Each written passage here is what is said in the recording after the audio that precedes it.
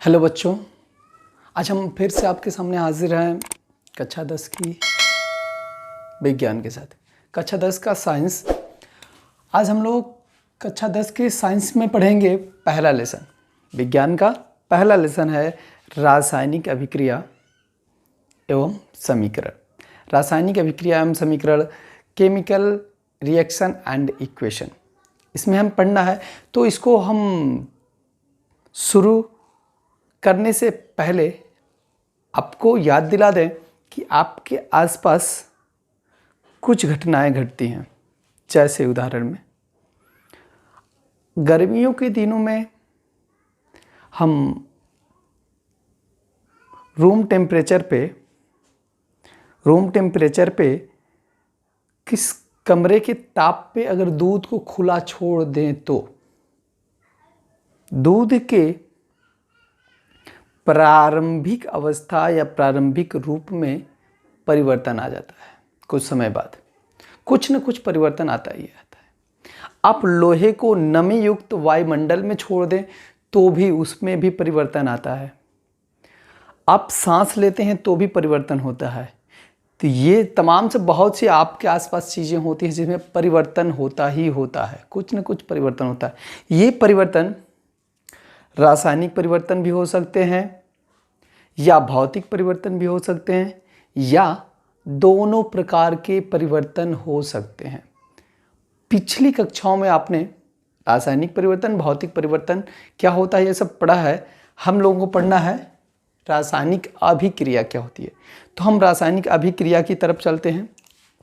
रासायनिक अभिक्रिया क्या होती है?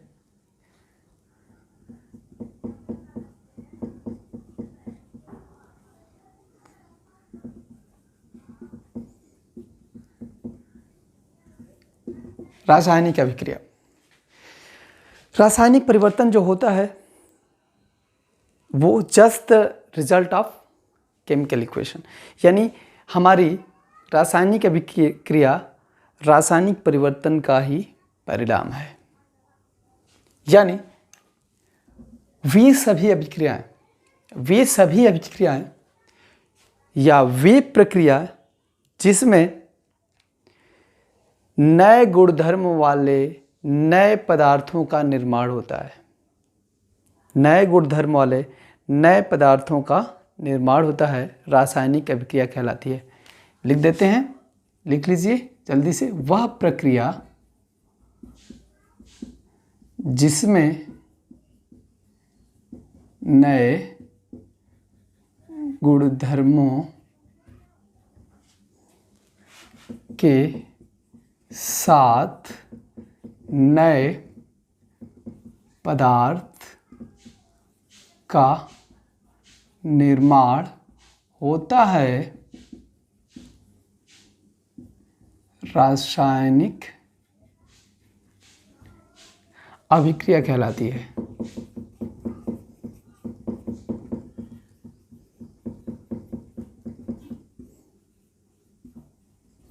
ओके?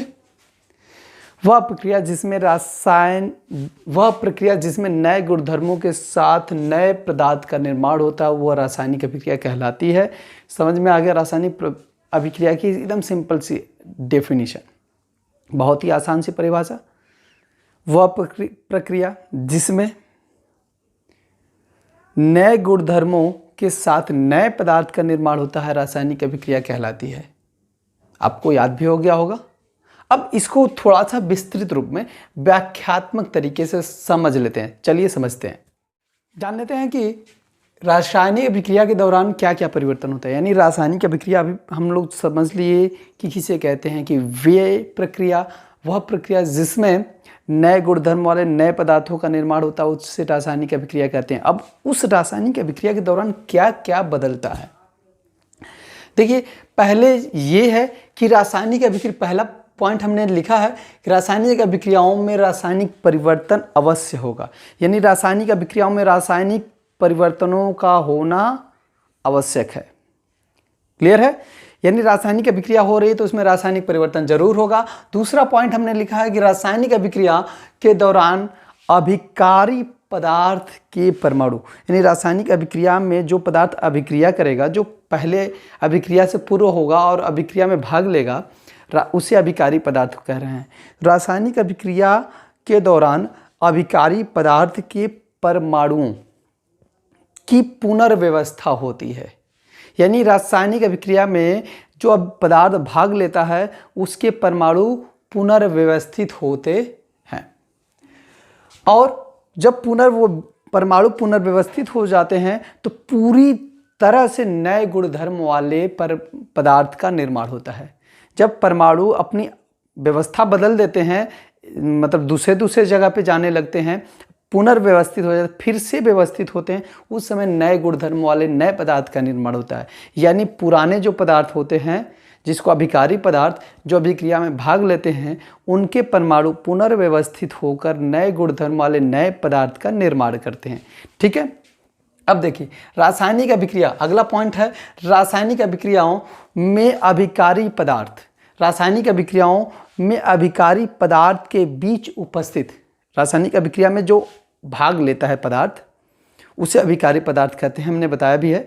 तो अभिकारी पदार्थ के बीच उपस्थित परमाणु, जो रासायनिक अभिक्रिया में अभिकारी पदार्थ भाग लेते हैं, उनके बीच जो परमाणु होते हैं और उन परमाणुओं के जो पुराने रासायनिक आबंध होते हैं वो टूट जाते हैं। उनके बीच उपस्थित पुराने रासायनिक आबंध क्या होते हैं? टूट जाते हैं। रासायनिक अभिक्रिया में अभिकारी पदार्थ के परमाणुओं के बीच जो बंध होता है वो क्या होता है? टूट जाता है। कब? जब पुनर्व्यवस्था होती है तो। और उसके बाद जब ये टूट जाता है तो नए पदार्थ बनते हैं भाई।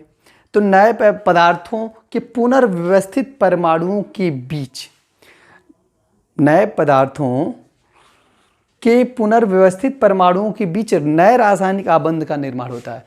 नए पदार्थों के पुनर्व्यवस्थित परमाणुओं के बीच नए रासायनिक आबंध का निर्माण होता है।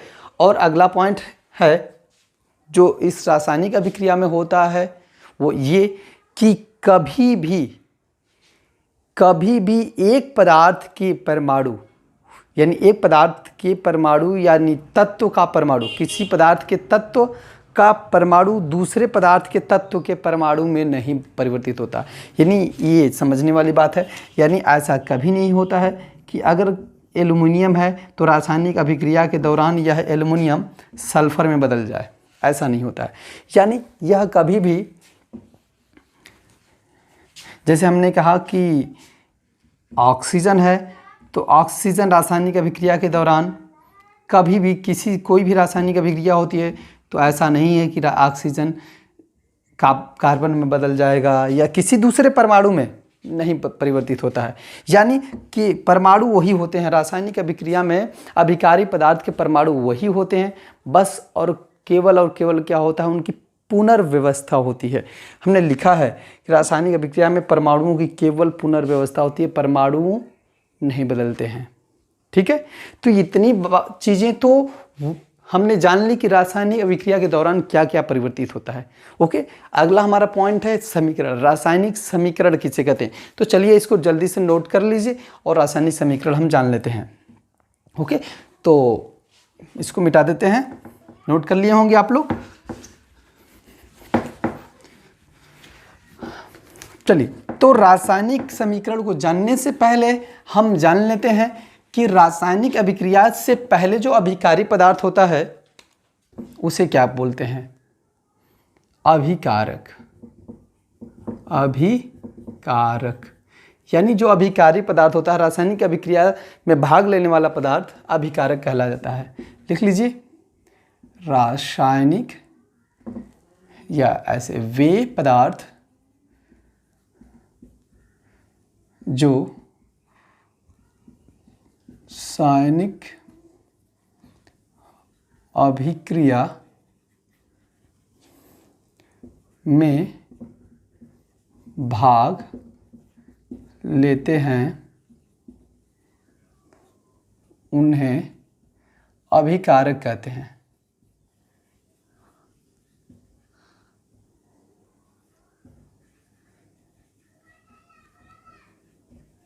ठीक है। वे पदार्थ जो रासायनिक अभिक्रिया में भाग लेते हैं उन्हें क्या कहते हैं? अभिकारक कहते हैं। और रासायनिक अभिक्रिया के बाद जो बनता है वो उत्पाद कहा जाता है।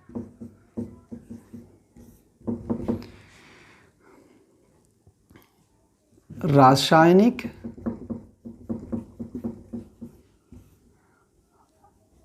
अभिक्रिया के फलस्वरूप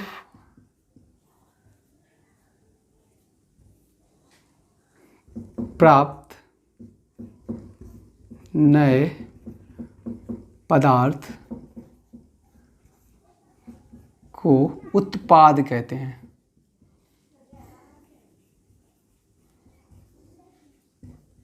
समझ गए? रासायनिक अभिक्रिया के परिणाम स्वरूप फलस्वरूप जो पदार्थ प्राप्त होते हैं, नए पदार्थ प्राप्त होते हैं, उन्हें उत्पाद कहते हैं। मीन्स रासायनिक अभिक्रिया को व्यक्त कैसे कहते हैं?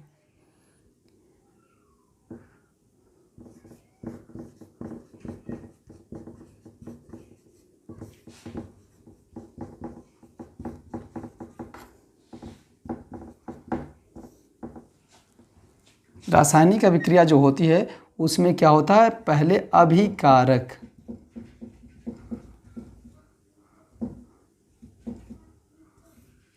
ठीक है। और जब अभिकारक अभिक्रिया करता है, अभिकारक क्या करता है? अभिक्रिया करता है, तो बनता है उत्पाद। ठीक है। अभिकारक रासायनिक अभिक्रिया करता है तो बनता है उत्पाद। रासायनिक अभिक्रिया करके उत्पाद बनाता है। तो इस प्रकार से हम रासायनिक अभिक्रिया को व्यक्त कर सकते हैं। लेकिन इतने से व्यक्त करने से काम नहीं चलता है, तो हम इसको मिटा देते हैं। जल्दी से नोट कर लीजिए। आगे हम जानते हैं रासायनिक अभिक्रिया को व्यक्त कैसे करते हैं, और अच्छे से और इजी वे से, जिससे हमको इन्फॉर्मेशन ज़्यादा से ज़्यादा मिलती है। तो रासायनिक अभिक्रिया को व्यक्त करना वह विधि है जिसे हम रासायनिक समीकरण कहते हैं। यानी रासायनिक अभिक्रिया को रासायनिक अभिक्रियाओं को रासायनिक समीकरण द्वारा व्यक्त करते हैं।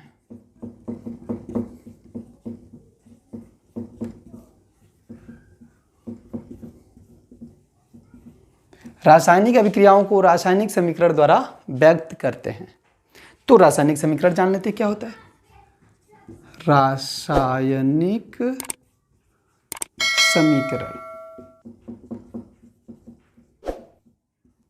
रासायनिक